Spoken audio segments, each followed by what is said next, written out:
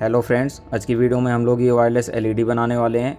Lights on है, इस वजह से ये प्रॉपर में भी ना दिख रही हो आपको। वीडियो के लास्ट में मैंने लाइट्स ऑफ करके भी शो किया है कि ये कैसे ग्लो कर रही हैं। इस वायरलेस एलईडी के लिए आपको बाहर से कहीं से भी कंपोनेंट्स परचेज़ करने की ज़रूरत नहीं है। आपके घर में कुछ इलेक्ट्रॉनिक डिवाइसेस ख़राब होंगे, उनमें भी ये कंपोनेंट्स ईजिली मिल जाएंगे।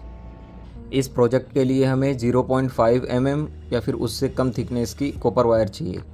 कॉपर वायर लेने के बाद कोई भी एक राउंड सा ऑब्जेक्ट लेना है जिसका डायमीटर 7 सेंटीमीटर के आसपास हो। फिर उसके बाद उसमें आपको 16 टर्न्स मारने हैं। जब 16 टर्न्स हो जाएं, उसके बाद थोड़ी सी ऐसे एक्स्ट्रा वायर निकालनी है और निकालने के बाद अब आपको फिर से 16 टर्न्स लगाने हैं।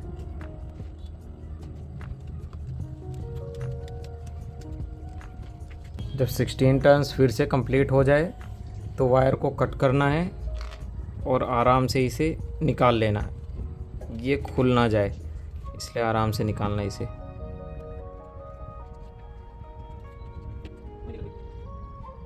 जब ये कॉइल के टर्न्स कंप्लीट हो जाए और इसको ऐसे निकालने के बाद इसके इंसुलेशन इस सैंड पेपर की हेल्प से हटा लेना, जैसे मैंने हटाया था। इंसुलेशन हटाने के बाद एक सेरेमिक कैपेसिटर लेना है 1 नैनोफैरेड का, एक BC547 ट्रांजिस्टर एंड एक 470 ओम्स का रजिस्टर। सबसे पहले आपको कैपेसिटर लेना है जो आपने लिया था और कॉइल के दोनों एंड से इसे कनेक्ट करना है, जैसे मैं कनेक्ट कर रहा हूँ इसे।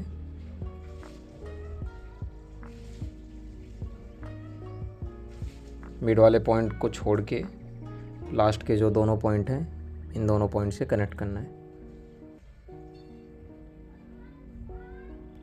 अब जब कैपेसिटर कनेक्ट कर दो आप, कैपेसिटर कनेक्ट करने के बाद अब 470 ओम का जो रजिस्टर लिया था वो इन दोनों ही पॉइंट में से किसी भी एक पॉइंट में कनेक्ट करना है, जैसे मैं इस वाले पॉइंट से कनेक्ट कर रहा हूँ। ये रजिस्टर का और कैपेसिटर का कनेक्शन हो गया।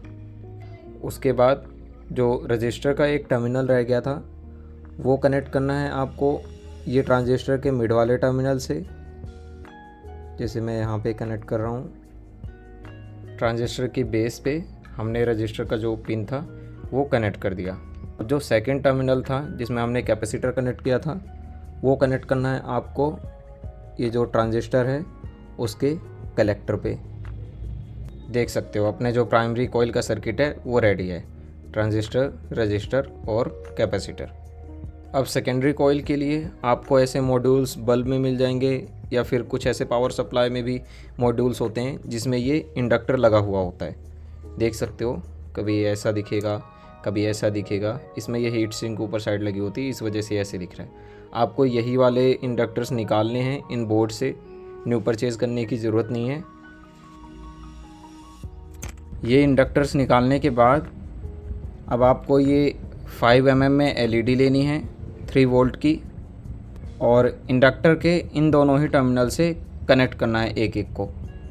इसमें पोलैरिटी नहीं होती तो कोई सा भी टर्मिनल किसी से कनेक्ट कर सकते हो।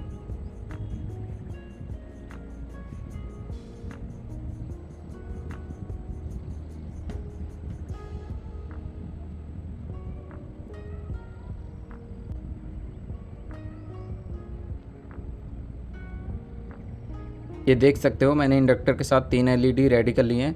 अब ये एलईडी रेडी होने के बाद और प्राइमरी कोइल भी रेडी हो गई थी जैसे हमारी, ये रेडी होने के बाद अब आपको 5 वोल्ट या फिर 3.7 या फिर 5 से कम कितना भी आप ले सकते हो, मिनिमम 1.7 वोल्ट तक जाना।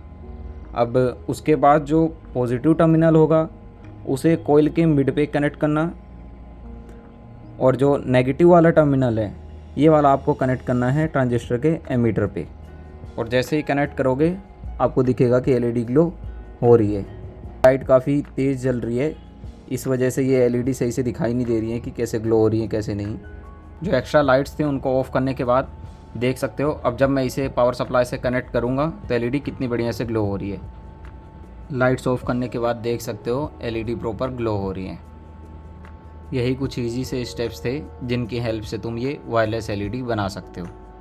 ऐसे ही मोर इंटरेस्टिंग वीडियोज़ के लिए QM को सब्सक्राइब करें।